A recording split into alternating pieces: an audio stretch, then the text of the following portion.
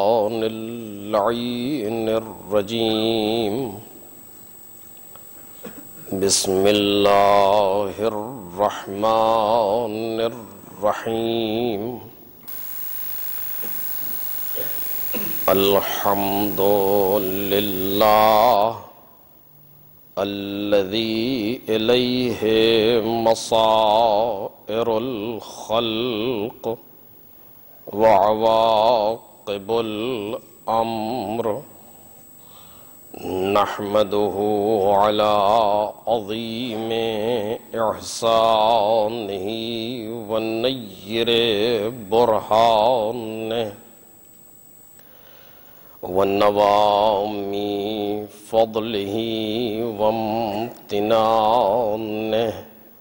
حمدا يكون لحقه قضاء ولشكره أداء وإلى ثوابه مقربا ولحسن مزيده موجبا والصلاة والسلام والتحية والإكرام على أمينه وحبيبه وخيرته من خلقه وحافظ سره ومبلغ رسالاته العبد المرتضى والنبي المرتضى والرسول المصطفى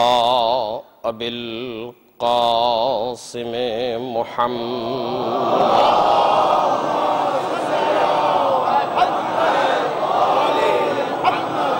وآله الأطيبين الأطهرين الأكرمين المعصومين المظلومين الذين أذهب الله عنهم الرجس وطهرهم تطهيرا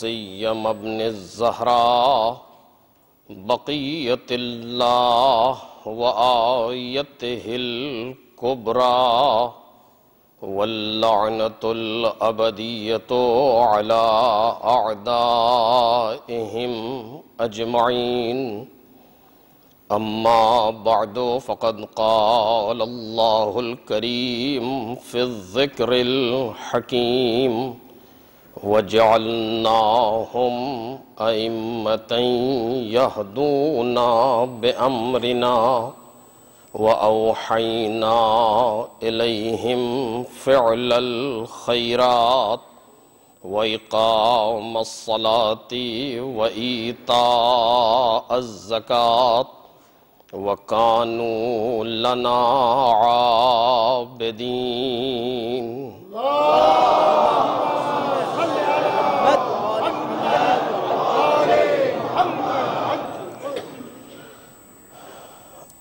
بزرگان محترم اور برادران عزیز، سورہ مبارکہ انبیاء کی اس آیہ کریمہ کے ذیل میں ہماری گفتگو جاری ہے، جس میں ارشاد خالق کائنات ہے کہ ہم نے انہیں امام بنایا جو ہمارے امر سے ہدایت کرتے تھے، اور ہم نے ان کی طرف کار خیر کرنے، نمازوں کو قائم کرنے اور زکوٰۃ دینے کی وحی کی، اور یہ سب ہماری ہی عبادت کرنے والے تھے۔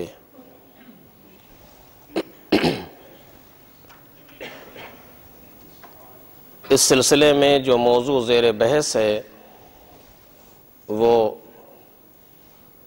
معرفت امام ہے، اور ہم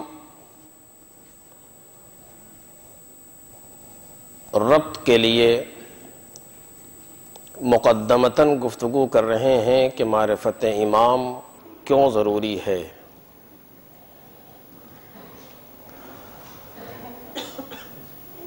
کل کی گفتگو اس مقام تک پہنچی تھی کہ انسان کی تخلیقی ذمہ داری ہے کہ وہ اپنے پروردگار کو پہچانے۔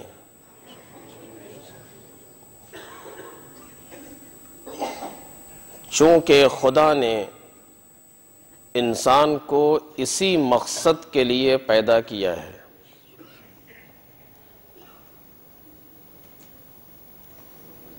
ساری کائنات کی خلقت کا مقصد ہے انسان۔ انسان کی خلقت کا مقصد ہے معرفت خدا۔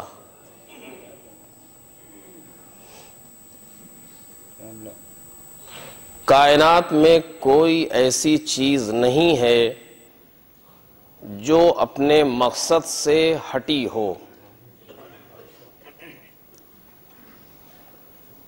کبھی آپ نے یہ نہیں سنا ہوگا کہ اس سال زمین نے دانا اگانا چھوڑ دیا۔ کبھی آپ نے یہ نہیں سنا ہے کہ اس سال بادل سے پانی نہیں برسے گا، پیٹرول برسے گا۔ اس دن ہوا نہیں چلے گی، نہیں۔ خدائے وحدہ لا شریک نے جس چیز کو جو کام دے کر کے بھیجا ہے وہ اپنے کام میں لگی ہوئی ہے۔ ایک چھوٹا سا ذرہ بھی اس کائنات کا اپنا کام کر رہا ہے۔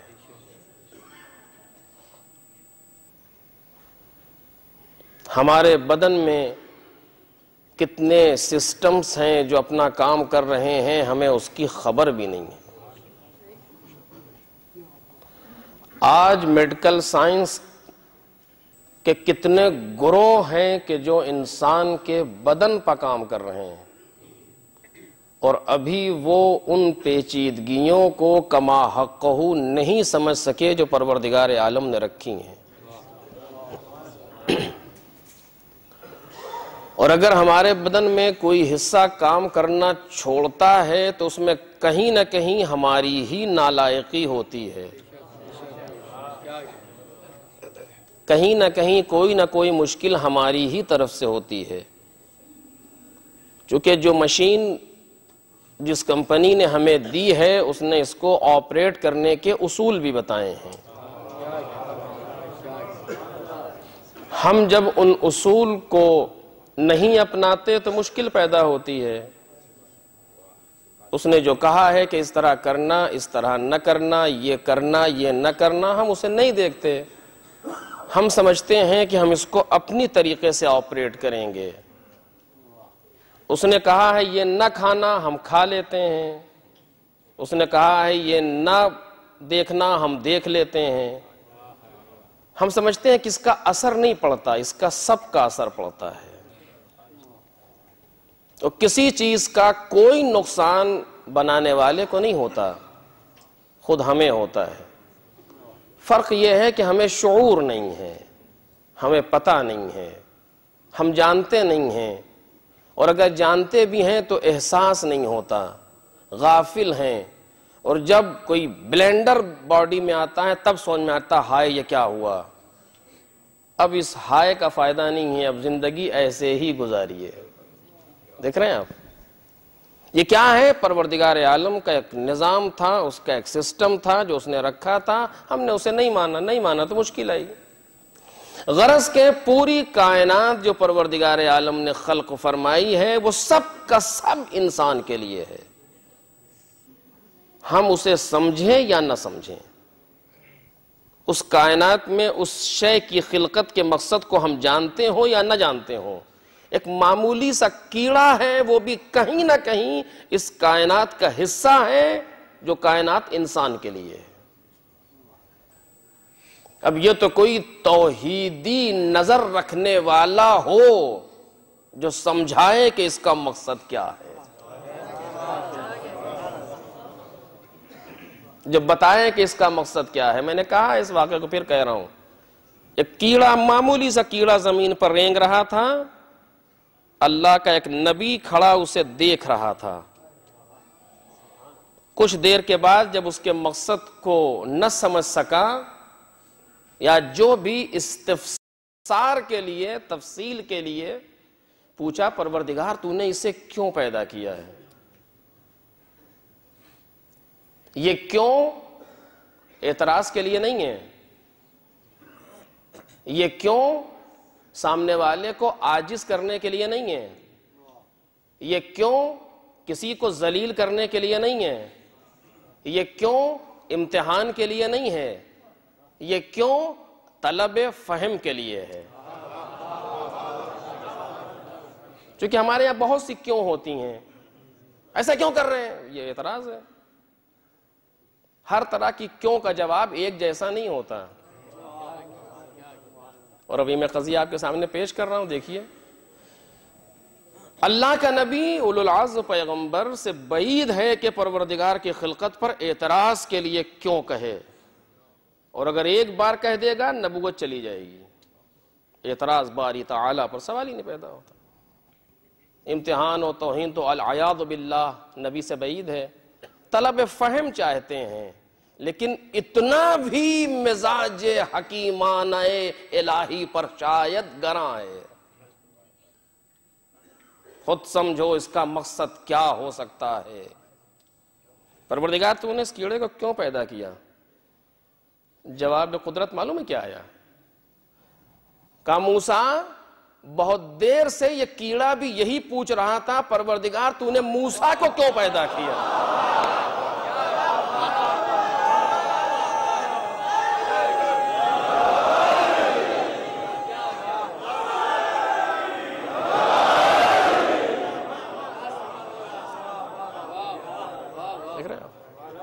ایک ذرا سی چیز ہے لیکن کتنا سخت ہے، اور کس طریقے سے پروردگار عالم نے جواب، جیسے قدرت مسکرا کے کہہ رہی ہو کہ اب توجہ کیجئے، نہیں معلوم پروردگار کے جواب میں کتنے نکات پوشیدہ ہو سکتے ہیں، اصلاحی اور تفکری اور عقیدتی، مجھے نہیں معلوم، لیکن شاید یہ پروردگار یہ بھی کہنا چاہتا ہو کہ جس طریقے سے کائنات میں تمہارا ایک مقام ہے،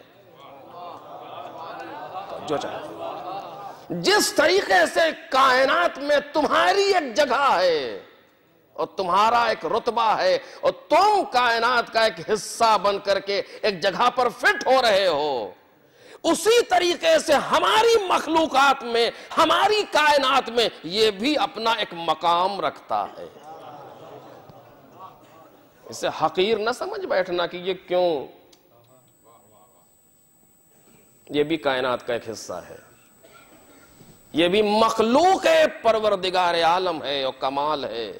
میرا اس پہ گفتگو نہیں ہے، وہ لفظ کیوں کہہ دوں جلدی سے، کہا ہے میں نے اس سے پہلے، لیکن غالباً کئی سال پہلے۔ جناب امام صادق علیہ السلام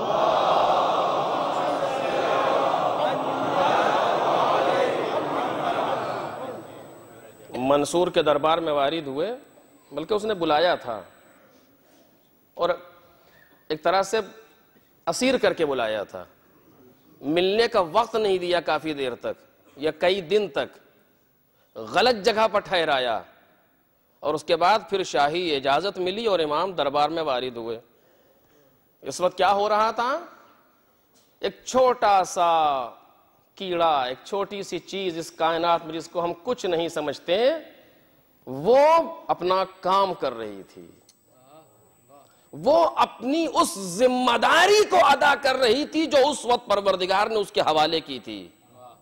میں لفظ کہہ رہا ہوں تاکہ محسوس ہو ہمیں، میں اپنے لیے عرض کر رہا ہوں، وہ اپنی اس مسئولیت اور اس ذمہ داری کو ادا کر رہی ہے، بلکہ اس مأموریت کو ادا کر رہی ہے جس کا پروردگار نے اسے امر دیا ہے۔ مثلا وہ کیا ہے؟ چھوٹی سی مکھی بار بار منصور کے ناک پر بیٹھتی ہے آ کے، اور وہ ہکاتا ہے اور پھر وہیں، اور پھر جسے خدا پیچھے لگا دے. اور ایسے ہی موقع پر امام وارد ہوئے. یہ چانس نہیں ہے، یہ اتفاق نہیں ہے، یہ ویل کیلکولیٹڈ پروگرام ہے پروردگار عالم کا. ہم ہیں جو توحیدی نظر نہیں رکھتے کہ اتفاق سے گاڑی مل گئی ورنہ ہم تو یہاں کھڑے ہی رہ جاتے. اتفاق کچھ نہیں ہے. یہ اتفاق نہیں ہے، یہ مدد ہے پروردگار عالم کی. یہ اس کا منظم پروگرام ہے جو چل رہا ہے ہمارے سامنے. یہاں تک کہا گیا اگر کبھی کسی چیز کو سوچ رہے ہو اور ذہن میں نہ آ رہی ہو اور اچانک ذہن میں آئے، سمجھ لینا کہ حضرت حجت نے مدد کی ہے.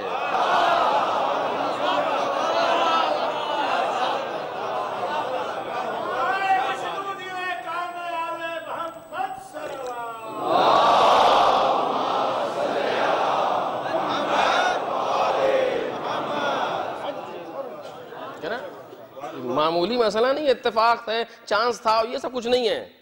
سب نظام ہے پورا پروردگار عالم کا جو کام کر رہا ہے. جن کی نظر ہوتی ہے وہ دیکھ لیتے ہیں، جن کی نظر نہیں ہوتی وہ دیکھ نہیں پاتے.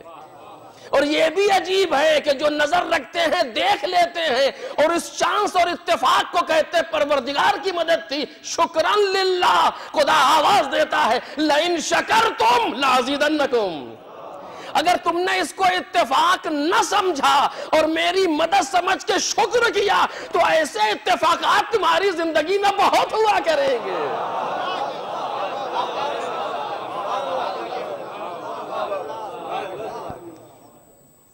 اور بار بار وہ ماں ناک پر، نوک پر، پھنگی پر آ کر کے بیٹھتی ہے، وہ ہکاتا ہے پھر وہیں.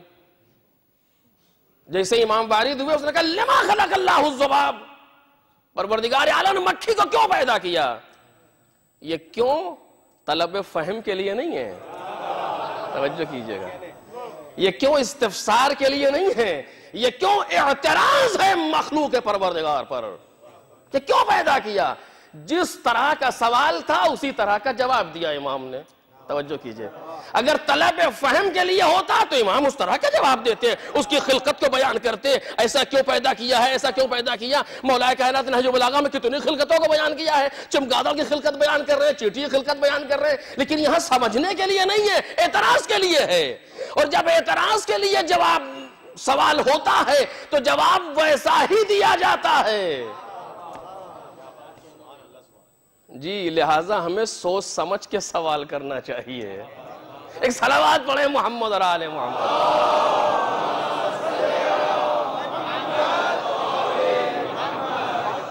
لما خلق اللہ الذباب. پروردگار عالم نے مکھیوں کیوں پیدا کیا؟ امام نے آنکھوں میں آنکھیں ڈال کے کہا مسکراتے ہوئے کہ لیذل بہ الجبابرہ، تاکہ اس کے ذریعے سے جابروں کو ذلیل کرے.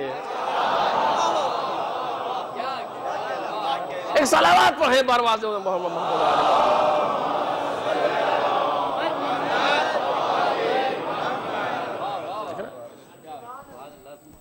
تو یہ چانس وہ نہیں، پروردگار کا نظام تھا. ہر چیز جو مالک نے خلق کی ہے اپنے مقصد پر کام کر رہی ہے.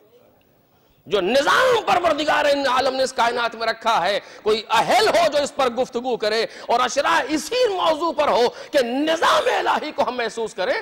ایک عجیب سمندر ہے یہ کہ انسان جسے محسوس کر سکے کہ کیا ہے. یوں ہی نہیں قرآن کہتا ہے ایک پتا بھی اگر گرتا ہے تو اذن پروردگار سے. یعنی کیا؟ اسے میں محسوس کرنا چاہیے. اب کبھی اس پر انشاءاللہ گفتگو ہوگی تو عرض کروں گا آپ کے سامنے. ساری کائنات اپنے مقصد پر لگی ہے، کوئی کائنات کی کوئی شے ایسی نہیں ہے جو مقصد سے ہٹ جائے سوائے ایک کے.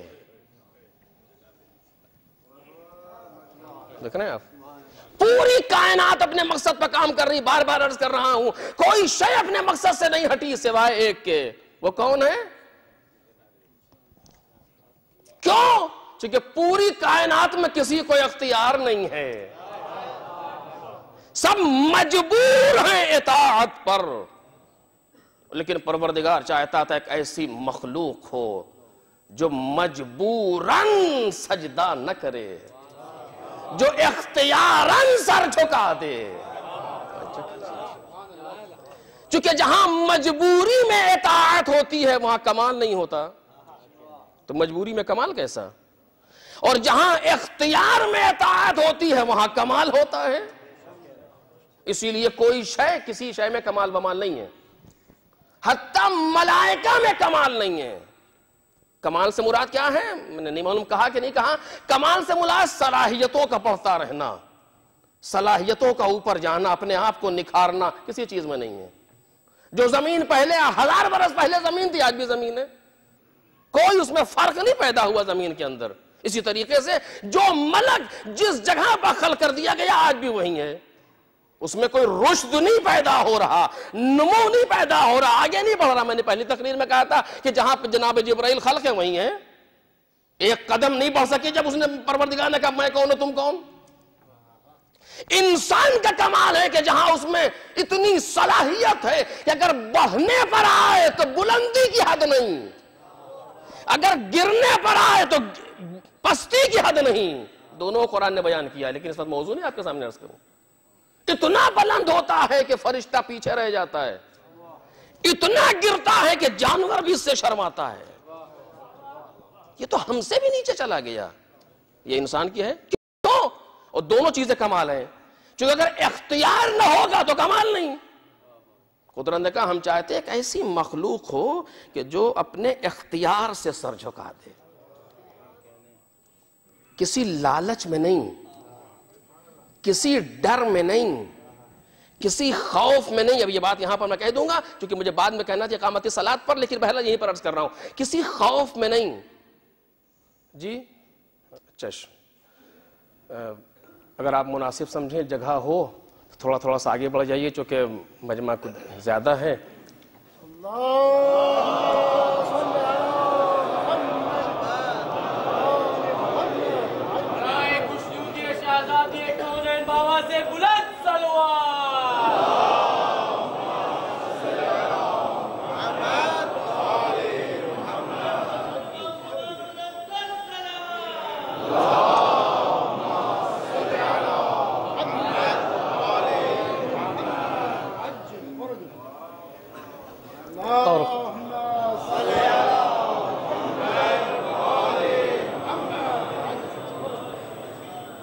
جتنا سمٹ سکتے ہیں وہ سمٹ جائیں تاکہ اچھا ہے، ہم سے اچھا لگتا ہے، لوگ ایسے کہتے ہیں جب ادھر سے اشارہ یوں ہوتا ہے اس کا مطلب یہ ہوتا ہے کہ لوگ ہم سے قریب ہوں گے، خوشی ہوتی ہے آپ ہمارے قریب آ رہے ہیں، اور یاد آتا ہے وہ منظر کہ میرے حبیب آ اور قریب آ۔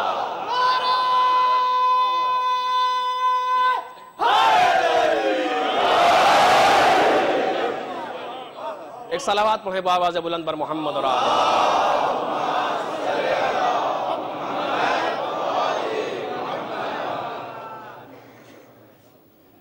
ایک ایسی مخلوق ہو جو اپنے اختیار سے سر جھکا دے، کسی لالچ میں نہیں، کسی خوف میں نہیں، کچھ لینے کے لیے نہیں، کچھ کہنے کے لیے نہیں، کچھ نہیں۔ کیسے؟ آپ دیکھیے ہمارے گھر پہ کوئی آیا اور اس نے جی میں کیا ہے کہا کہ فلاں جگہ پر ایک لیٹر چاہیے تھا، آپ لکھ دیجئے۔ ہم نے چشم لکھ دیا، چلا گیا۔ اب اتنی آسانی سے لکھتا ہوں کہ نہیں وہ الگ موضوع ہے، لیکن ہو گیا۔ کوئی کچھ آیا، کسی کے پاس گئے کہ ان کو کہتے کہ وہ فلاں صاحب کو ضرورت ہے، انہوں نے دے دیا، چلے گئے۔ یہ ایک کیفیت ہے جس پہ ہر چیز میں ثواب ہے۔ اگر ایک عدد دستخط بھی آپ کسی کے لیے کر رہے ہیں اور قربتاً اللہ کی نیت کر لی، شاید یہ دستخط جنت میں لے جائے۔ جس پہ کچھ نہیں لگا ہے، مشکل سے 2-3 سیکنڈ، لیکن اگر واقعاً یہ آپ نے جو سائن کی ہے پروردگار کے لیے کی ہے قربتاً اللہ کی نیت سے، اس کے چہرے کو دیکھ کے نہیں، تو شاید یہ ایک دستخط جنت کے لیے کافی ہو۔ سچ کہہ رہا ہوں، میں آج ممبر سے کہہ رہا ہوں، کوئی اس مبالغہ نہیں کر رہا ہوں۔ نہ جانے کون سا عمل قدرت کو پسند آ جائے۔ 3 چیزیں، اب یہ بیچ میں بات آ گئی، 3 چیزیں ہیں جسے پروردگار عالم نے 3 چیزوں کے اندر چھپا دیا۔ کون کون سی چیزیں وہ؟ پہلی چیز اپنی اطاعت کو، اپنی رضا کو اپنی اطاعت میں چھپا دیا۔ رضا پروردگار، خدا راضی ہو جائے، اس چیز کو اس نے اپنے اطاعت میں چھپا دیا.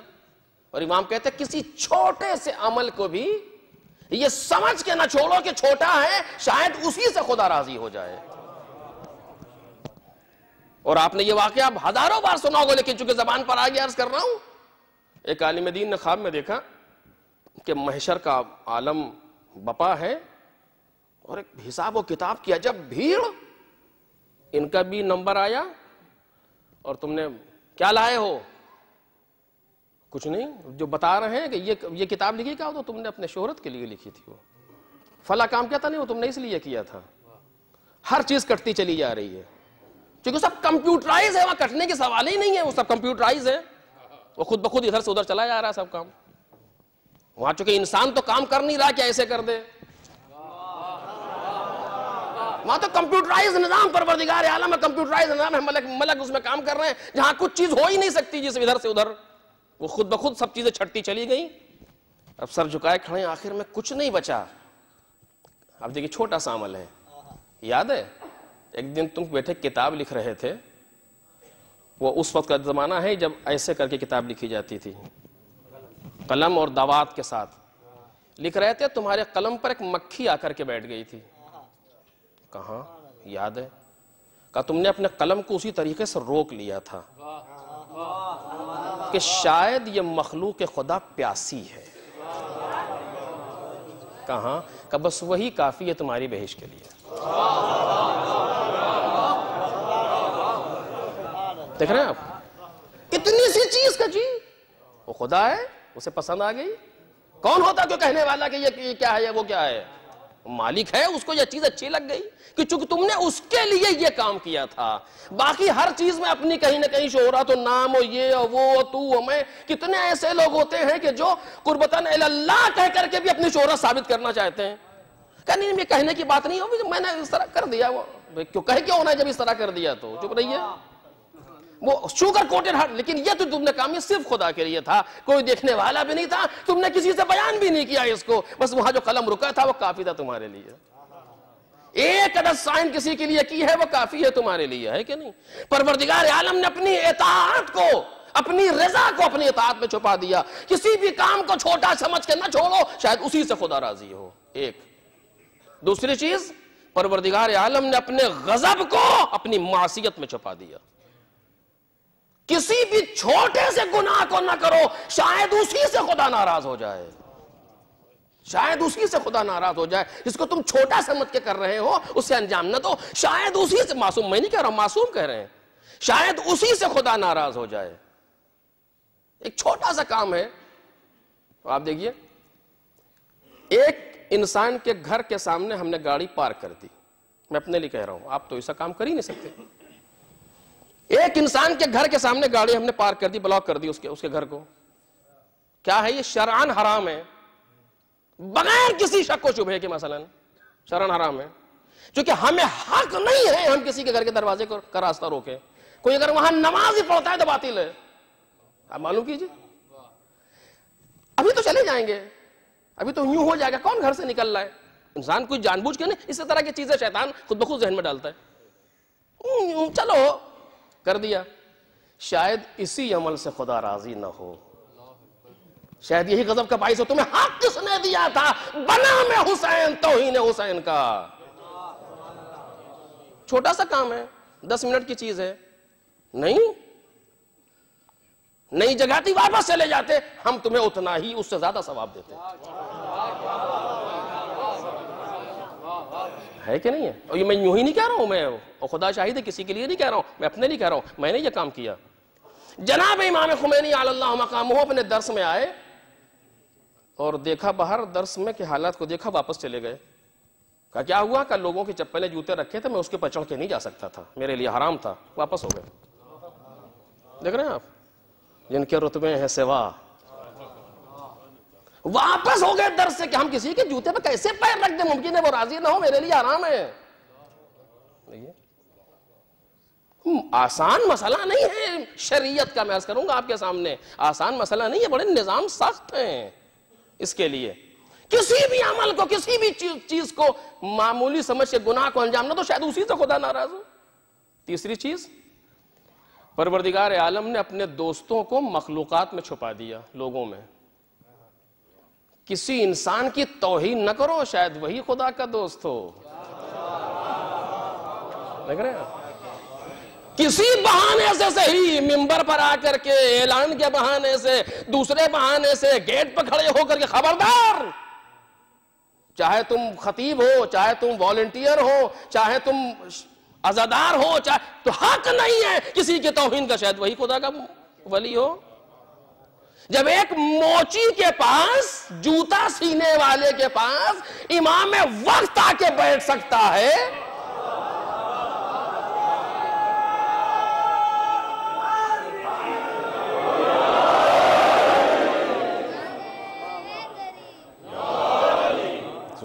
کتنا کوئی معمولی سا کام نہیں. خبردار کوئی ایسی چیز نہ ہونے پائے، چونکہ ممکن ہے خدا کسی چیز سے ہمیں کیا معلوم، اس کی رضا کو بھی ہم نہیں جانتے، اس کی ناراضی کو بھی ہم نہیں جانتے، اس کے دوستوں کو بھی ہم نہیں پہچانتے. ممکن ہے ہاں جہاں شرعی مسائل ہیں وہ دوسرا مسئلہ ہے، تذکر دیجیے امر بالمعروف واجب ہے، توہین کا حق حاصل نہیں ہے.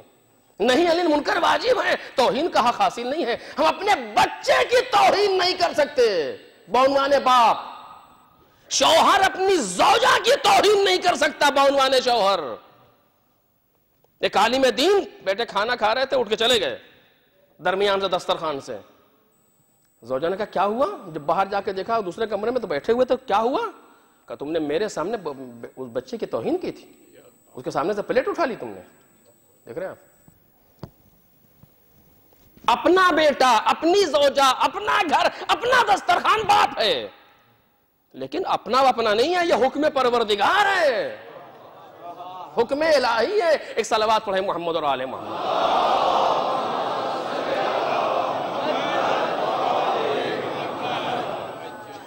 کائنات کی ساری چیزیں اپنے مقصد پر لگی ہوئی ہیں سوائے جناب انسان کے. یہ بھول گیا، یہ بھول گیا. اسے خبر نہیں ہے کہ پروردگار عالم نے ہمیں کیوں پیدا کیا، کیوں؟ چونکہ اس کو اختیار دیا گیا ہے. اختیار ملا تھا تمہارے اظہار کمال کے لیے. توجہ چاہتا ہوں، تمہارے اظہار کمال کے لیے تم کو اختیار دیا تھا، نہیں ہے کہ تم پستی کی طرف چلے جاؤ. ہم چاہتے تھے ایک ایسی مخلوق ہو جو اپنے اختیار سے ہمارے سامنے سر جھکا دے، اور یہ سر جھکا کے اپنی اس منزل کو پالے جس کے لیے ہم نے اسے پیدا کیا. ابھی عرض کرتا ہوں آپ کے سامنے، اس منزل کو پالے جس کے لیے ہم نے اسے پیدا کیا. یہ انسان ہے، پروردگار عالم نے اس کو اختیار دیا، کسی لالچ کے لیے نہیں، کسی چیز کے لیے نہیں. ایک آدمی آیا ہمارے گھر پر ملنے کے لیے، سائن کرنے کے لیے ہم نے کر دی، خدا کے لیے وہ چلا گیا. معاملہ ہمارا پروردگار عالم سے.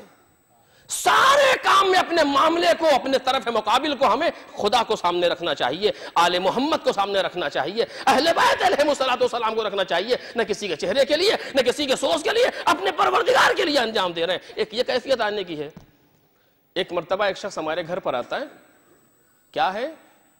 کہا کچھ نہیں. کہا پھر کیوں آئے؟ کہا دل چاہ رہا تھا آپ سے ملنے کا. اس کیفیت کو کوئی ہے جو محسوس کر لے؟ کسی کام کے لیے نہیں آئے، پھر کا صرف آپ سے ملنے کا دل چاہ رہا تھا. دیکھ رہے ہیں آپ؟ ما وجدتک خوفا من نارک، ما عبدتک خوفا من نارک، ولا تمام فی جنتک، بل وجدتک اہلا للعبادہ فعبدتک. نہ کسی خوف سے سر جھکاتا ہوں، نہ کسی لالچ میں سر جھکاتا ہوں. توجہ کیجئے، کون ہے؟ مولا کائنات، ہمارا مولا امیر المومنین علی ابن ابی طالب علیہ السلام.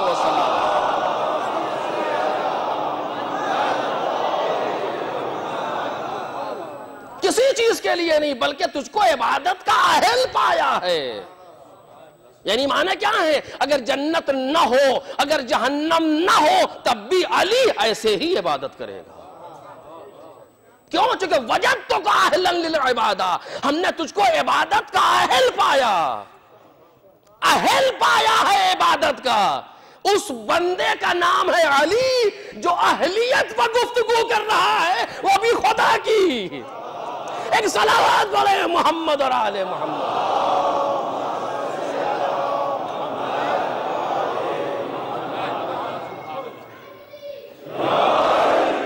فعبدتک، آپ دیکھیے اب اس میں یہ بحث آتی ہے لیکن وہ یہاں کی بحث نہیں ہے اس موضوع کے میرے کی، جلدی سے عرض کر رہا ہوں آپ کے سامنے.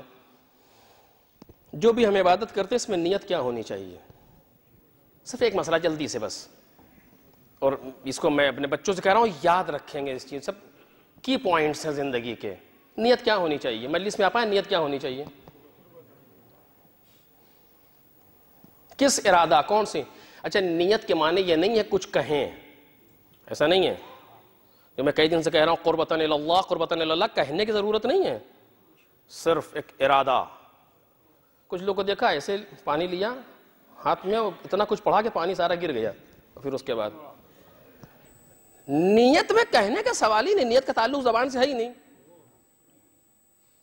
جب زبان سے نہیں ہے تو کیوں لکھا ہے وہاں پر کہ نماز پڑھتا ہوں مغرب کے 3 رکعت واجب قربتاً اللہ، اور الا اللہ نہیں الا اللہ؟ لکھا اس لیے ہے تاکہ ہم سمجھیں کر کیا رہے ہیں. کس نے لکھا ہے اس جگہ نیت میں؟ کس مرجع نے یہ لکھا ہے کہ نماز پڑھنے سے پہلے یہ کہو؟ یہ کہو کہیں نہیں لکھا ہے، نیت یہ ہونی چاہیے. خوب، نیت کیا ہونی چاہیے؟ پروردگار جہنم سے آزاد کر دے، پروردگار جنت میں داخل کر دے. جنت و جہنم کے لیے نماز پڑھ رہے ہیں، عبادت کر رہے ہیں، یہ ایک نیت ہے. یہ وہاں سے شروع کر رہا ہوں کہ جہاں سے بہت دن کے بعد انسان پہنچتا ہے یہاں تک، ورنہ تو اس لیے ہے کہ یہ سمجھ لیں کہ ہاں ہم جو قم سے آئے ہیں تو ہم جماعت میں حاضر ہوتے ہیں، اور جہاں یہ آیا وہاں سے نماز رخصت ہو گئی. یہ ایک مرحلہ ہے جنت و جہنم کے لیے. دوسرا مرحلہ نہیں، قرب پروردگار. توجہ کیجئے، قرب پروردگار کے لیے نماز ہے اور کچھ نہیں، ساری عبادت ہے قرب پروردگار. کیوں؟ یہ بھی ذرا سا کچھ اس میں بھی کچھ فی ہے. کیوں؟ اس نے یہ سمجھا ہے کہ قرب پروردگار کی لذت جنت سے زیادہ ہے، چونکہ یہ جانتا ہے کہ قرب پروردگار کی لذت جنت سے زیادہ ہے، لہذا قرب کے لیے عبادت کر رہا ہے. قرب پروردگار اور رضوان الہی اور یہ ساری چیزیں.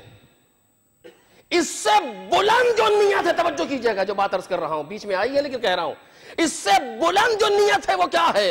ارادہ انسان کا. سارے اعمال کس لیے؟ کوئی چیز درمیان میں ہے ہی نہیں. بہت توجہ میرے عزیزو، کوئی چیز نہیں ہے، نہ جنت، نہ جہنم، نہ ثواب، نہ جزا، نہ سزا، نہ قرب، نہ رضوان، کچھ نہیں. پھر کہ تو نے کہا ہے میں کر رہا ہوں. توجہ میرے عزیزو، یہ پڑھو گے تو یہ ہوگا، یہ پڑھو گے تو یہ ہوگا، یہ پڑھو گے تو یہ ہوگا، یہ اس کے لیے ہے کہ وہ کیا دے گا. ہمیں اس چیز پر نظر نہیں رکھنی چاہیے. ہماری نیت کی طہارت یہ ہے کہ تو نے کہا ہے ہم کر رہے ہیں. اور اس بات پر اگر ہم غور کر لیں میرے عزیز، بہت سی چیزیں ہیں یہاں پر. ایک اہل دل نے ایک آیت اللہ سے پوچھا کہ جب تم نماز پڑھتے ہو تو تمہارا ذہن کہاں رہتا ہے؟ یہ بہت اچھا ہوا کہ ہم سے نہیں پوچھا تھا، ورنہ تو ہم کہاں بتاتے کہ کہاں کہاں رہتا ہے. یہ پوچھتا کہاں نہیں رہتا ہے تو آسان نہ بتانا کہ خدا ہے کہ جہاں نہیں رہتا، باقی ہر جگہ رہتا ہے. سارے حساب نماز میں یاد آ جاتے ہیں، ساری چیزیں آ جاتی ہیں. اس کے بعد امام نے کہا السلام علیکم ورحمۃ اللہ، جلدی سے جی ختم ہو گئی.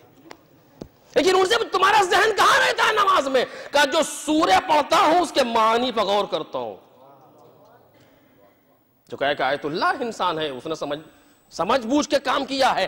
جو سورہ پڑھتا ہوں اس کے جو معنی ہے اس پر غور کرتا ہوں. تو وہ اہل دل کہتا پھر نماز کب پڑھتے ہو؟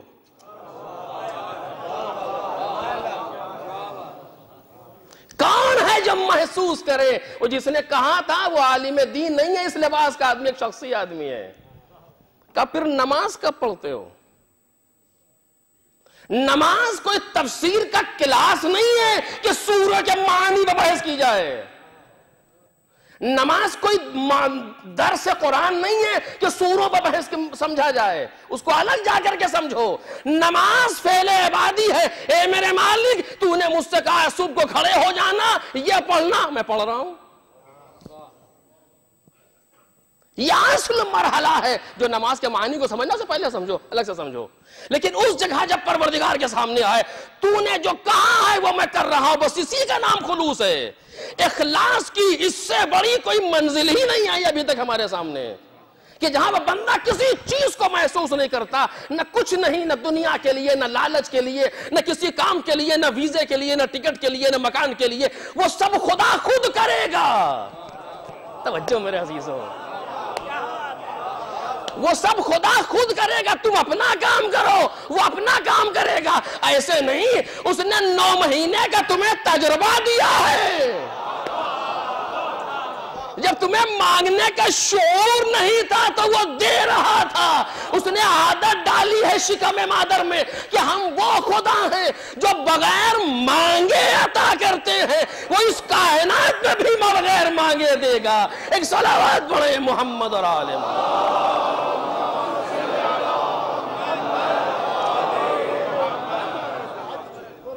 اب بات آ ہی گئی ہے یہاں تک عزیزوں، تو ایک جملہ کہہ دوں۔ اچھا پھر جب ایسا ہے تو پھر ہم کیوں اتنی دعائیں کیوں ہیں؟ یہ مانگو، یہ مانگو، یہ مانگو۔ دعائیں سب سے زیادہ کس کی ہیں ہمارے پاس؟ کون سے امام کی ہیں آپ سب جانتے ہیں؟ جناب امام سجاد علیہ السلام کی دعائیں۔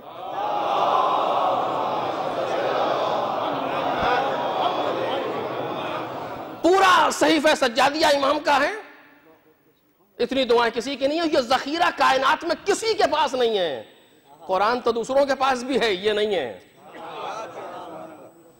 یہ ذخیرہ مخصوص ہے ہم سے، جس سے ہم غافل ہیں الحمدللہ۔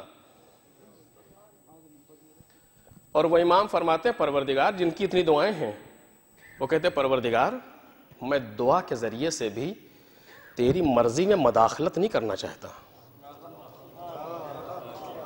سوچ رہے ہیں آپ؟ خلوص کی منزل ملاحظہ کریں۔ میں دعا کے ذریعے سے بھی تیری مرضی میں مداخلت نہیں کرنا چاہتا۔ کیا مطلب؟ اگر تو نے یہ پسند کیا ہے کہ میں غریب رہوں اور میں کہوں کہ مجھے مال دے دے تو یہ مرضی مداخلت ہے۔ کس نے حق دیا ہے کہ آپ مرضی خدا میں مداخلت کریں؟ ہمیں کیا حق ہے؟ خدا چاہتا ہے کہ ہم بھوکے رہیں، خوب رہیں۔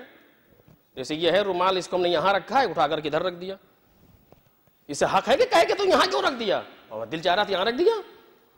پروردگار چاہتا ہے کہ ہم بے اولاد رہیں، خوب رہیں۔ اس نے چاہا ہے کہ ہم بے اولاد رہیں، کیا مشکل کیا ہے اس میں؟ یہ توجہ کیجئے جو بات عرض کر رہا ہوں۔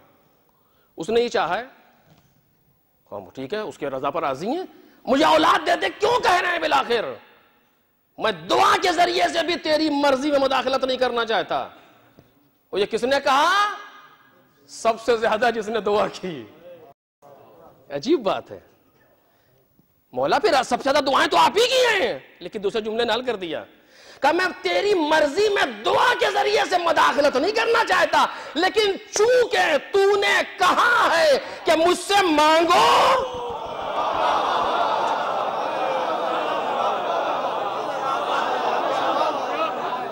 چونکہ تو نے کہا ہے کہ مجھ سے مانگو، تیرے اس حکم کو پورا کرنے کے لیے مانگ رہا ہوں۔ ایک صلوات پڑھ دے محمد اور آل محمد۔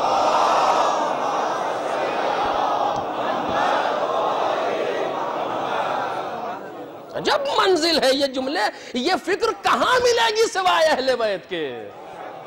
کہاں کون دے سکتا ہے انسان کو وہ کمال بندگی جو اہل بیت علیہم السلام عطا فرما سکتے ہیں کہ آپ میری بارگاہ میں دیکھ کیا کیا موجود ہے یہاں۔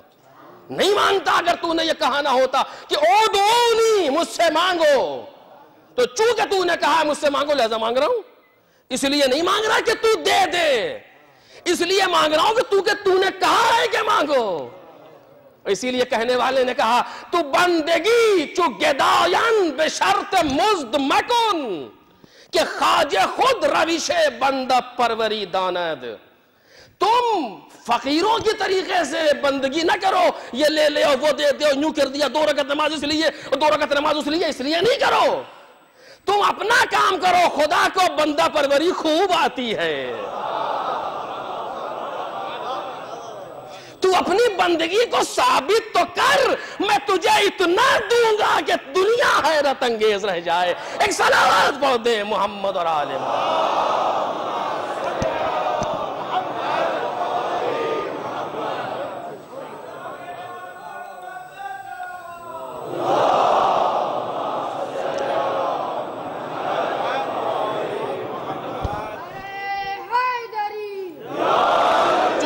بحث یہی ہے کہ ہمیں وہ مقصد نہیں پتا ہے، ہم منحرف ہیں اپنے راستے سے، اسی لیے سارے مشکلات یہاں پیدا ہوتے ہیں۔ اور انشاءاللہ کبھی اس پر گفتگو ہوگی تفصیل سے آپ کے سامنے۔ نہ صحیح اصل یہ ہے کہ کچھ نہیں ہے، ہمیں اس کی بندگی کرنا ہے۔ تو جب یہ اگر موضوع ہو تو پھر انسان عرض کرے کیا کیا مشکلات پیدا ہوتی ہیں۔ بعض اوقات انسان کے لیے وہ بہرحال تفصیلی موضوع ہے اس جگہ پر کہ میں چاہتا ہوں ایک ایسی مخلوق ہو جو اپنے ارادے سے سر جھکا دے۔ اور توجہ کیجئے، جملے کے لیے کوشش کر رہا تھا بار بار اسی جگہ پر، اپنے ارادے سے سر جھکا دے اور محسوس کرے کہ میں قابل عبادت ہوں۔ اور توجہ کیجئے، اللہ رے اذکار اور ذکر انسان کہ اس جسم میں سب سے بلند چیز کیا ہے؟ سر، پیشانی جو سامنے نظر آتی ہے انسان کے لیے سب سے بلند چیز۔ سب سے نیچے کیا ہے؟ پیر۔ کہ اس پیشانی کو کہاں رکھو؟ جہاں پیر رکھتے ہو۔ توجہ کیجئے، اس پیشانی کو کہاں رکھو؟ جہاں پیر رکھتے ہو۔ یعنی سب سے بلند شے کو سب سے پست جگہ پر رکھو، اور رکھ کر کے کیا کہو؟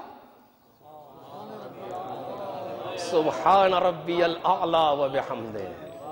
اپنی بلند چیز کو پست جگہ پر رکھو اور پھر ہماری بلندی کا اعلان کرو۔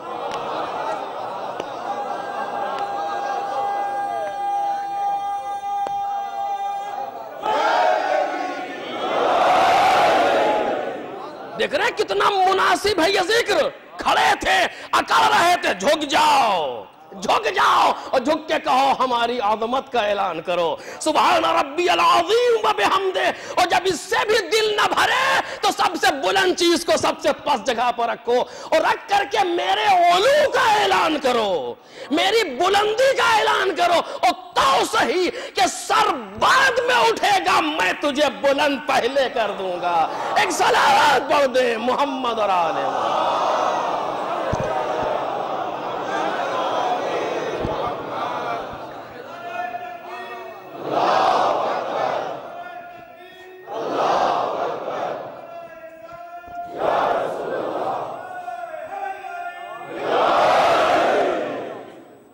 سب سے بلند شے کو رکھو۔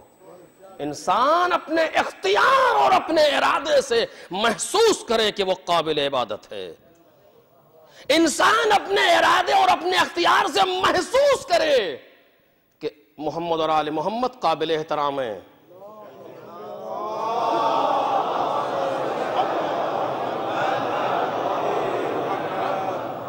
ضروری نہیں ہے کہ وقت مصیبت آئے تو انسان ان کے دروازے پر جائے، نہیں، کبھی کبھی ایسا بھی ہونا چاہیے کہ بہت دن سے صلوات نہیں پڑھی، چلو بیٹھ کے ایک تسبیح صلوات کی پڑھیں۔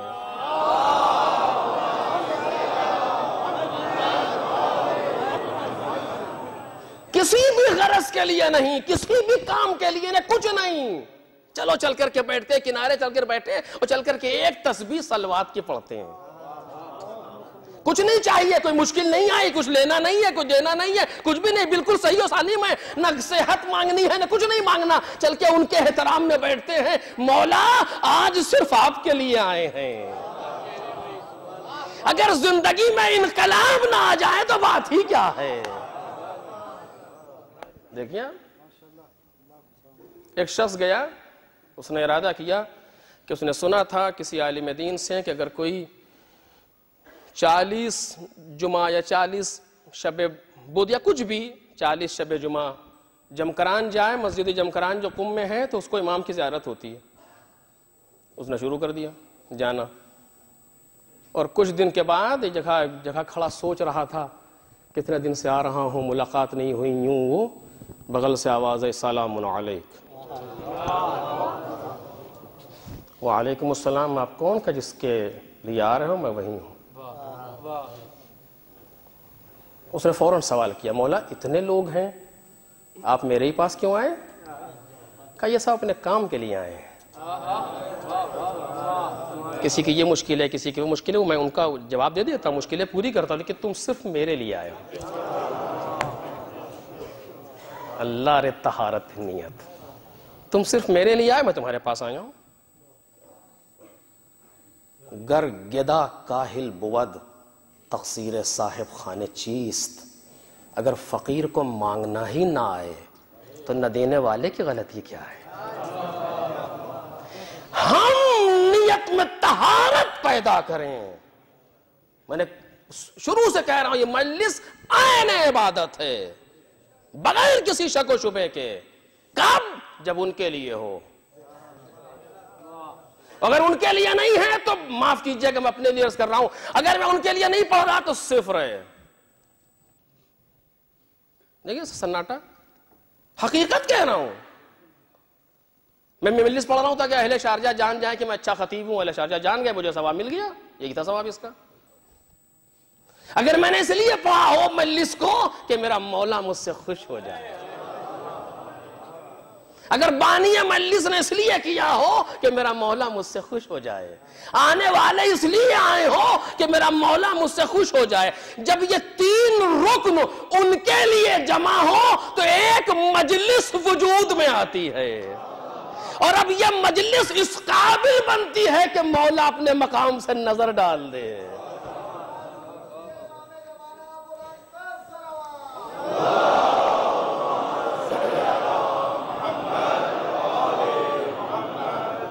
اور اسی لیے ضروری ہے کہ جہاں جن مقامات پر زہرا کے لال کا فرش بچھ رہا ہے ہمیں اس کی مدد کرنی چاہیے.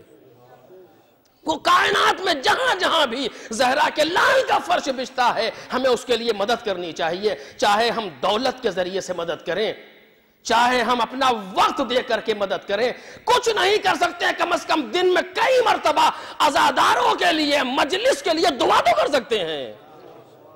پروردگار ان مراکز کو باقی رکھ, پروردگار ان عزاداروں کا تحفظ کر. یہ تو ہم کر سکتے ہیں کم از کم, اگر ورنہ جتنا ہم سے ہو سکتا ہو. چونکہ آپ جانتے ہیں یہ سارا پروگرام جب جو بھی کچھ ہے وہ ہمارے ہی تعاون سے ہو رہا ہے. جتنا, اور یہ یاد رکھے مجمع, جہاں تک آواز جاری, میں اپنے آپ سے کہہ رہا ہوں عزیزو, اگر ہم نے کوئی چیز ان کے لیے لگا دی تو یہ اتنا خوددار گھرانہ ہے کہ یہ اپنے قاتل کو اپنے دروازے سے خالی نہیں جانے دیتا. جتنا ہم دیں گے اس سے کئی گنا زیادہ یہ واپس کرتے ہیں. واپس کیا کرتے ہیں؟ جو ہے وہ انہی کا دیا ہوا ہے. ایک صلوات بولے محمد اور آل محمد.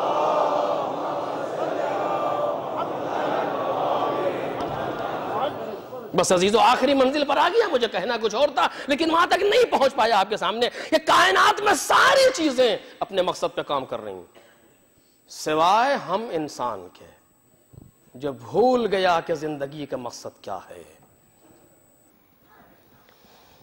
مقصد کیا ہے؟ پروردگار کو پہچاننا. توجہ کیجئے, جہاں پہ کل گفتگو چھوڑی تھی, پروردگار کو پہچاننا یہ مقصد ہے. پہچانے کیسے؟ اس کی ذات پر تفکر ممکن نہیں, کہ اس کے صفات کو پہچانو. صفات اس کی ذات سے الگ نہیں. پھر سوال وہیں کا وہیں کھڑا ہو گیا. اب کیا کریں؟ کہا کہ دیکھو اس کے صفات کائنات میں کہیں سے ظہور کرتے ہیں. میں نے اسے کہا ہے, میں کسی میں ربط کے لیے جلدی سے کہہ رہا ہوں. قدرت پروردگار, علم و قدرت و حیات, یہ تین صفت ذات ہیں پروردگار کی. قدرت پروردگار. خوب آپ نے سنا لفظ قدرت, کیا سمجھ میں آیا؟ کچھ نہیں. تکلف تو نہیں اپنے آپ سے. قدرت, طاقت, کیا ایک طاقت کا مفہوم ہمارے ذہن میں ہے, ایک قدرت کا مفہوم ہمارے ذہن میں ہے, علم کا مفہوم ہمارے ذہن میں موجود ہے, لیکن قدرت خدا کا مفہوم ہے. علم پروردگار کا مفہوم ہمارے ذہن میں ہے. وہ علم جہاں انتہا نہیں ہے. علم کی انتہا کسے کہتے ہیں؟ دیکھیں ہر چیز کی انتہا کو اور ہر چیز کی حد کو اس کے حساب سے دیکھا جاتا ہے. شارجہ کے حدود کیا ہیں؟ کا لکھا ہوا یہاں تک شارجہ, اس کے بعد عجمان, اس کے بعد دبئی موجود ہے. یہ شارجہ کی حد ہے مثلا. امام بار کے آگے حدود کیا ہیں؟ آپ کے سامنے باؤنڈری موجود ہے، اس کی حد ہے. آپ کے سورس کی حد کیا ہے؟ ہر انسان کے بارے میں معلوم ہے کہ فلاں یہاں تک جا سکتا ہے، اتنا اس کا ایریا ہے، یہ علاقہ ہے اس کا. علم کی حد کسے کہتے ہیں؟ کیسے ناپیں گے کس میں کتنا علم ہے؟ کہ علم کی حد کا نام ہے جہالت. جہاں سے جہالت شروع ہو جائے سمجھ لو علم ختم ہو گیا. ہے کہ نہیں؟ یا کوئی اور حد ہے علم کی؟ اس انسان کے پاس اتنے کلومیٹر علم ہے، آپ اسے مانیں گے اس جملے کو؟ اس انسان کے پاس اتنے کلو علم ہے، آپ اسے مانیں گے؟ کہ نہیں. پھر کیا ہے؟ علم کی حد کا نام ہے جہالت. جہاں سے جہالت شروع ہوتی ہے وہاں سے علم ختم ہو جاتا ہے. پروردگار کے پاس علم لامحدود ہے، یعنی کیا؟ جہالت ہے ہی نہیں. یہی تو ہوا اس کا مطلب. جہالت نہیں ہے، اتنا علم ہے، اس کا تصور کہاں سے ہم آپ کا کریں؟ ہم اور آپ کیسے معلوم ہو؟ کہ کوئی ایسا نمونہ چاہیے دنیا میں کہ جہاں جہالت نہ ہو.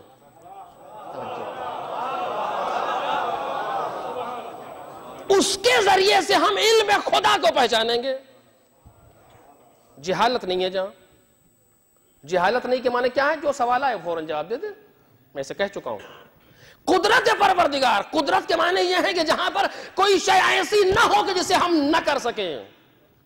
اسے قدرت لا یتناہی، انتہا نہیں ہے قدرت کی. کوئی ایسا نمونہ چاہیے کائنات میں کہ جہاں پر قدرت اتنی ہو کسی شے کے پاس کہ جہاں یہ نہ ہو کہ یہ نہیں ہو سکتا. یہ مظہر قدرت پروردگار ہے. کوئی ہے؟ کہاں سے معلوم ہو کہ خدا کے پاس قدرت کتنی ہے؟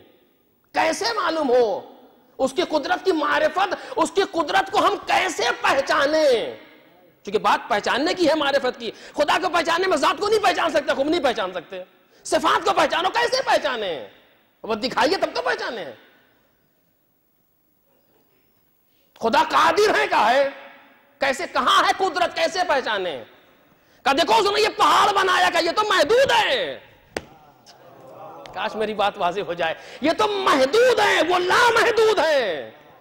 اس محدود کو دیکھ کر کے اس لامحدود کو کیسے پہچانے؟ ہمیں پہاڑ کے بنانے والے کو نہیں، ہمیں قدرت لامحدود الہی کی معرفت چاہیے.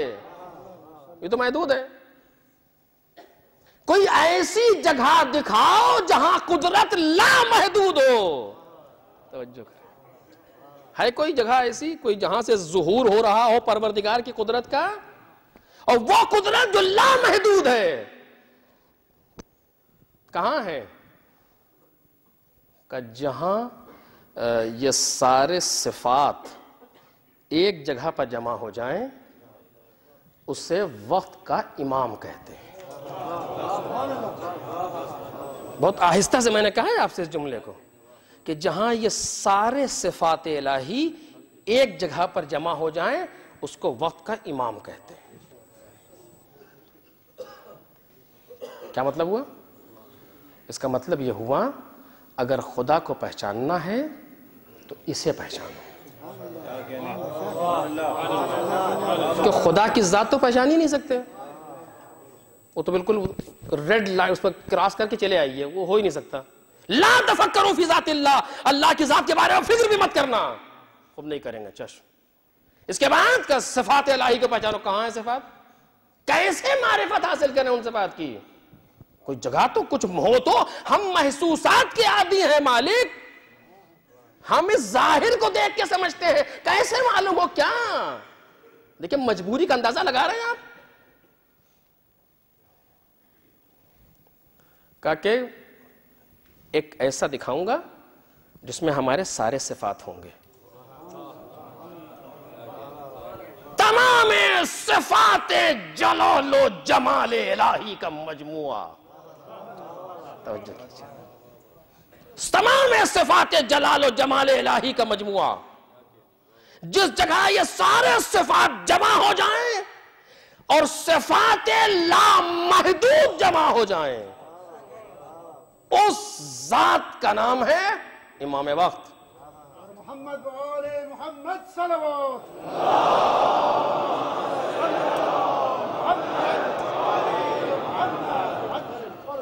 اس ذات کا نام ہے 14 ہستیاں، محمد اور آل محمد۔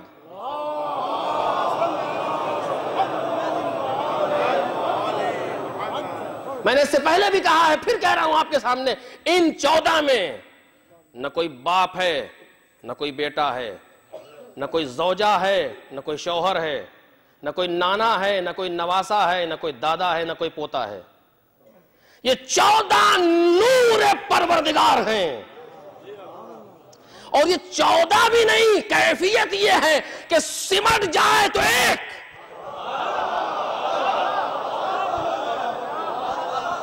میں نے اس سے پہلے بھی کہا اس جملے کو میں دہرا رہا ہوں آپ کے سامنے تاکہ بات میری واضح ہو، یہ سمٹ جائے تو ایک، کھل جائے تو 14۔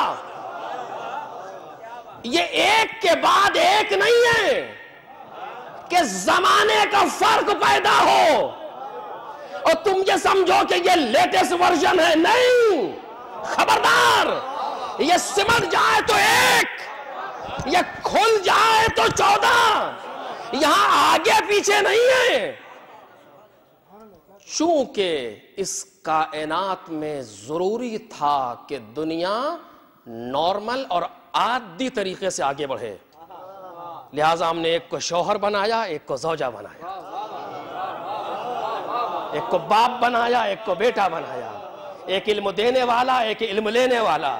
لیکن یہ نہ سمجھنا جو دے رہا ہے جو لے رہا ہے کوئی فرق ہے، نہیں، ایسا نہیں ہے، یہ کن اور حقیقت میں ایک ہے، لیکن تمہیں سمجھانے کے لیے اس طرح رکھا تاکہ تم محسوس کرو کہ یہ عادی طریقے سے پڑھ رہے ہیں، ورنہ تو تم اتنے احتیاط کے بعد تو تم نے خدا کہہ دیا۔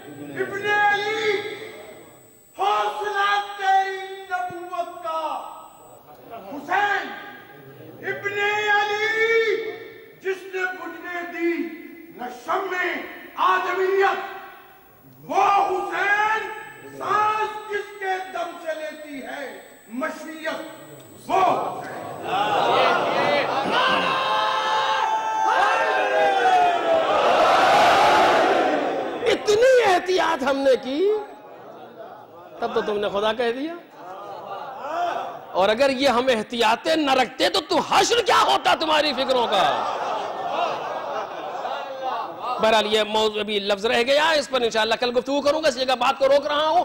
تمام صفات جمال و جلال الہی جہاں جمع ہو جائیں وہ یہ 14 ہستیاں ہیں، پورے عالم کون میں کوئی ایک بھی نہیں جن کا قیاس ان پر کیا جا سکے، مثال تو دور کی بات ہے، کوئی ایک بھی ایسا نہیں ہے جن کا مقایسہ قیاس ان سے کیا جا سکے، سوال ہی نہیں پیدا ہوتا۔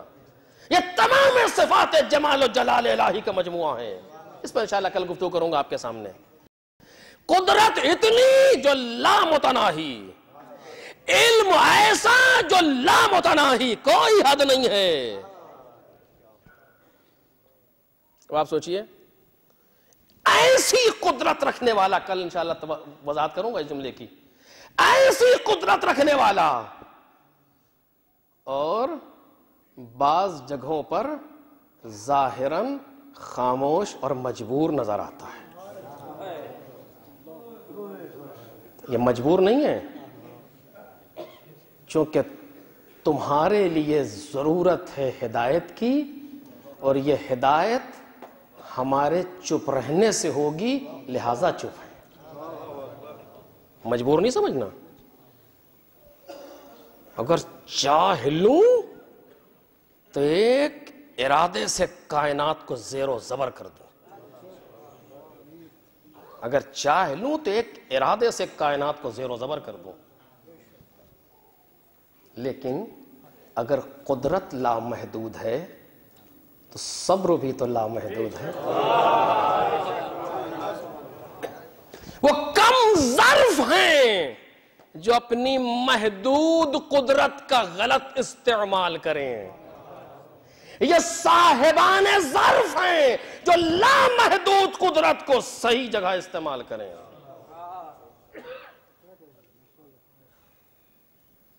ہدایت، چونکہ انسانوں کی ہدایت مد نظر ہے، ان کی قدرت، ان کی مظلومیت، ان کا خاموش رہنا، ان کا بولنا، ان کا سارا کام لوگوں کی ہدایت کے لیے. لجام فرس حسینی پر کسی نے ہاتھ ڈالا، امام نے پلٹ کے جملہ کہا، سکلت کا امو کا یا حر، اے حر تیری ماں تیرے ماتم میں بیٹھے. کیوں کہا؟ ہماری طرح سے کہا تھا دل کی بھڑاس نکل جائے اس نے بے حرمتی کی ہے؟ جی نہیں. اس وقت بھی حسین ابن علی کو حر کی ہدایت مقصود ہے. یہ جملہ جو مولا کہہ رہے ہیں زبان سے، حر کی ہدایت کے لیے کہہ رہے ہیں.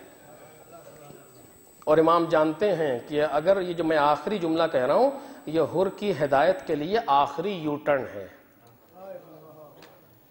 اگر یہاں سے مڑ گیا تو جنت، اور اگر اس یو ٹرن کو کراس کر گیا تو صاف جہنم، درمیان میں کچھ نہیں ہے.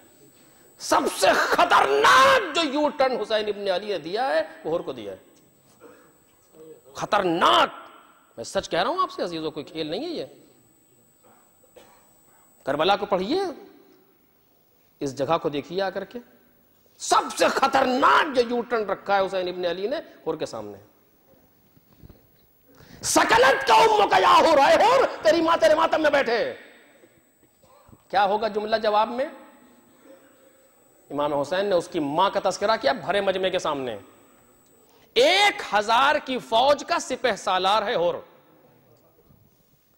اس لیے آیا ہے کہ حسین ابن علی کو کوفے لے آئے، اور جہاں حسین سے ملاقات کرے چھوڑے نہیں حسین کو. یہ عمر سعد کی طرف سے اس کو ہدایت ہے کہ جہاں کاروان حسینی سے مل جانا، چھوڑنا نہیں، کوفے تک لانا. منزل شراف پر امام نے کہا پانی بھر لو. بھر لیا لوگوں نے پانی. کچھ دیر کے بعد حر کا لشکر آ گیا، کہا پانی پلاؤ.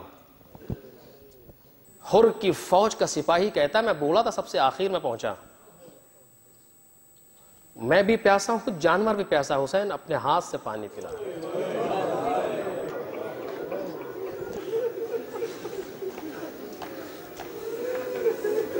اس کے بعد حر سے گفتگو ہوئی، کہا دیکھو ہم نے خطبہ دیا، کہا میں تمہارے بلانے پر آیا ہوں، پسند نہیں ہے تو واپس چلا جاؤں گا.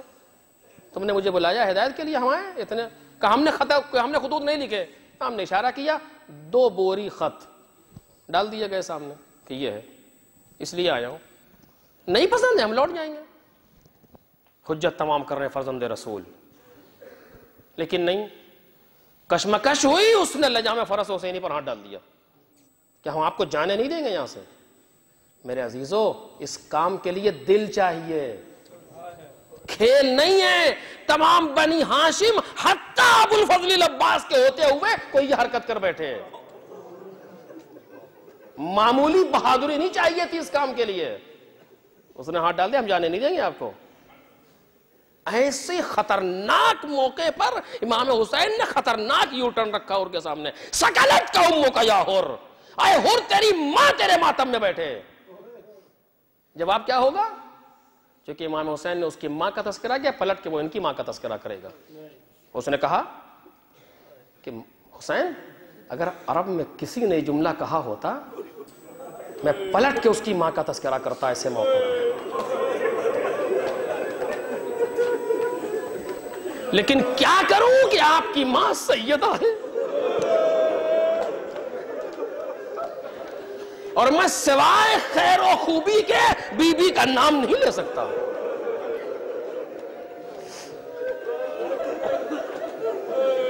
یہ نہیں کہہ سکتا کہ آپ کی ماں آپ کے ماتم میں بیٹھے نعوذ باللہ، یہ نہیں، میں نہیں کہہ سکتا. دیکھ رہے ہیں؟ دکھائیے کوئی ایسا یوٹرن جہاں حسین نے اپنی ماں کے نام کو استعمال کیا ہو اس طریقے سے کسی شخص کے سامنے. مولا نے سمجھ لیا کہ یہ کامیاب ہو گیا. اس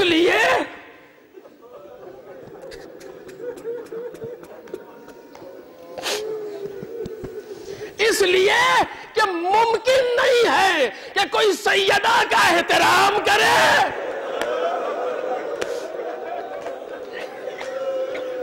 اور خدا اسے نجات نہ دے.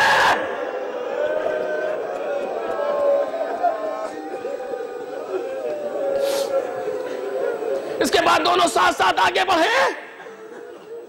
اسی کشمکش میں ایک جگہ حسین ابن علی گھوڑا ٹھہر گیا. دوسرا گھوڑا لاؤ، وہ بھی ٹھہرا ہوا ہے. اس جگہ کا نام کیا ہے؟ غازریہ. کوئی اور نام ہے؟ شت فرات. کوئی اور نام ہے؟ نینوا. کوئی اور نام ہے؟ کربلا.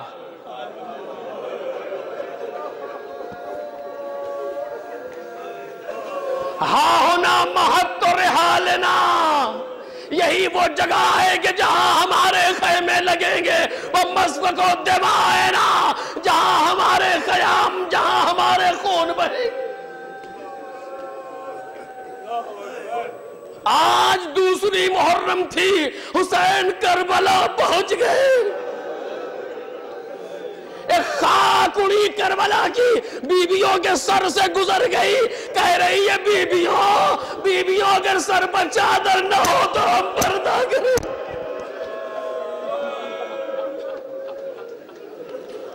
دن گزرتے رہے، صبح عاشور نمودار ہوئی کہ کسی نے کہا کہ مولا ہور آ رہا ہے. امام حسین پہلے سے جان چکے تھے کہ ہر نے یوٹرن سے اپنے آپ کو موڑ دیا ہے.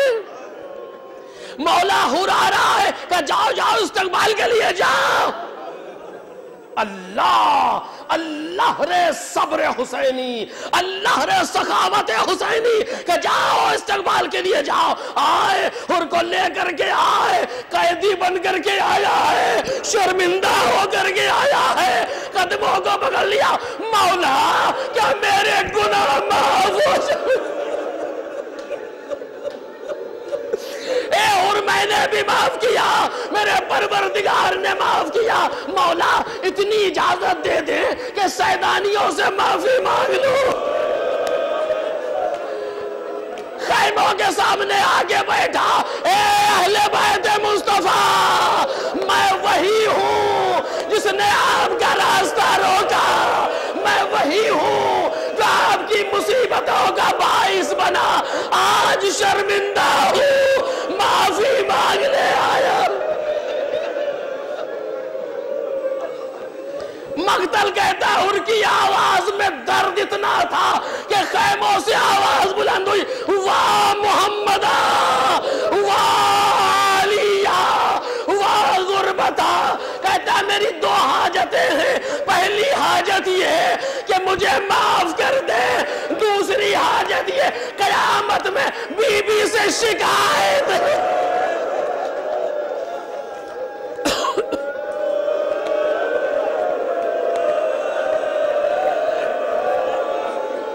واپس آیا. آخری جملہ واپس آیا. مولا سب سے پہلے میں نے راستہ روکا ہے، سب سے پہلے میں صدرا ہوا ہوں. چاہتا ہوں سب سے پہلے میں جاؤں. جنگ مغلوبہ کے بعد سب سے پہلے نکلنے والا ہو رہے. امام حسین نے کہا ہر جیسا مناسب سمجھو. اے مولا یہ تو ابھی آیا ہے، اسے کچھ دیر روک لے. یہ اتنا بھوکا پیاسا تو نہیں ہے. اے مولا مہمان ہے آپ کا. آواز دے گے نہیں نہیں. ارے میں نے معاف تو کر دیا لیکن دیکھ نہیں رہے ہو ہر کے چہرے پر شرمندگی کتنی ہے، ہر کے چہرے پر ندامت کتنی ہے. میں نہیں چاہتا ہر دیر تک شرمندہ ہو.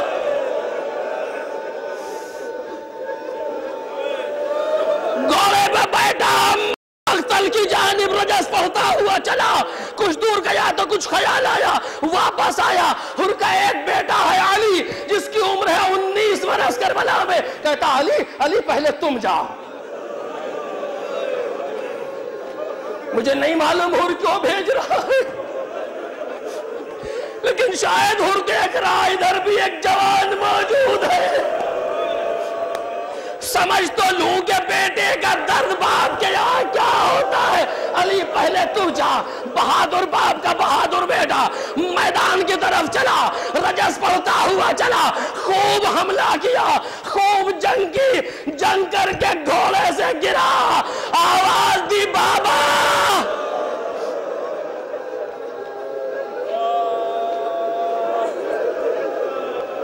اور بھوکا پیاسا نہیں ہے وہ بابا، دوڑا گھوڑا دوڑاتا ہوا بیٹے کی لاشیں پر آیا۔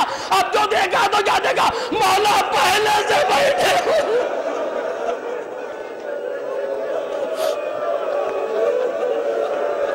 آخری فکرہ دیکھا مولا پہلے سے بیٹھے ہوئے۔ مولا آپ نے زحمت کی، ارے حریہ میرا مہمان ہے، گھوڑے سے اترا، چاہا کہ بیٹے کے لاشے کو اٹھا لے، چونکہ مکروہ ہے باپ کے لیے بیٹے کے لاشے کو اٹھانا۔ امام حسین نے ہاتھ پکڑ لیا، ارے ہر کہیں یہ بھی ہوتا ہے کہ بوڑھا باپ جوان کی میت اٹھائے، نہ اٹھا